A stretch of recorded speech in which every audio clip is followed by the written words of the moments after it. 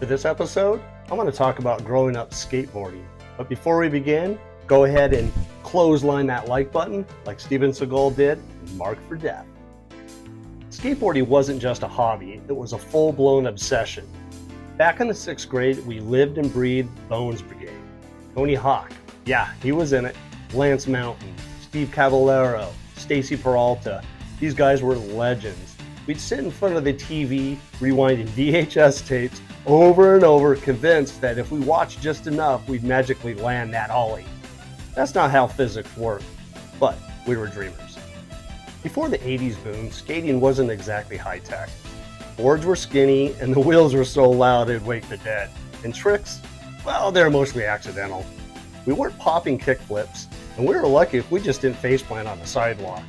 Sometimes we would just sit down on our boards and bomb down the hill like maniacs, which in hindsight was probably the dumbest thing we ever did. But at the time, peak adrenaline. One of my favorite moves when I was young was laying down on my belly and riding down that hill. Well, then came the greatest moment in any skater's life, getting a real skateboard deck. Grip tape was serious business. You would spend hours cutting out a custom design, making sure it looked just right, and plastering the bottom with stickers. It definitely made you skate better. Then, just when you thought your setup was flawless, your friend shows up with a cooler board, and suddenly yours looks like crap. Naturally, you'd scrape all that off, start over, because you know what? Your ego is a fragile thing. Of course, every skater also had their signature pain moment. Not from a fall, those were routine. No, I'm talking about rolling over your fingernail. It was always the same scenario. You're sitting on the board, casually rocking back and forth with your buddies, just talking, deep in conversation about something dumb, and then crunch, your wheel would roll over your hand. You don't scream, you just flinch and you stare thoroughly, at your throbbing finger, and you just act like nothing actually happened, but you're just dying inside, and it was just like the worst pain ever. And you know what? It always happened. You think that you're not going to do it again, and you always put your hand down there, deep in conversation, rolling back and forth, crunch, hit your finger again. Now, shoes were another status symbol. Vans were king, but some guys wore Airwalks. No, Tony Hawk didn't own them, but he definitely endorsed them. Airwalks had this weird little rubber strip near the pinky toe of the top of the shoe.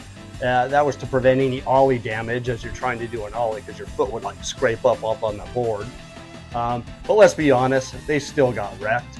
And when your Vans finally fell apart, you had two choices. You can get new ones, or if your parents would allow that, or grab a roll of duct tape and pretend like it was just a style choice.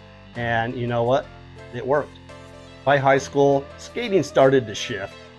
The skater crew at my school wasn't exactly about skating anymore. They were mostly potheads and skated between bong hits. And when you're in high school, your image is everything. Hanging out with the stoner squad didn't exactly scream you're dateable, so my board started gathering dust. Eventually, it ended up shoved in the back of my closet, forgotten. Years later, I walked past a group of kids doing the same thing we did, sitting on our boards, laughing, swapping grip tape stories, and one kid was rocking back and forth, and his hand was just a little too close to the wheel. I knew it was coming. I could have warned him, but let's be real. Sometimes the best lessons come with a little pain.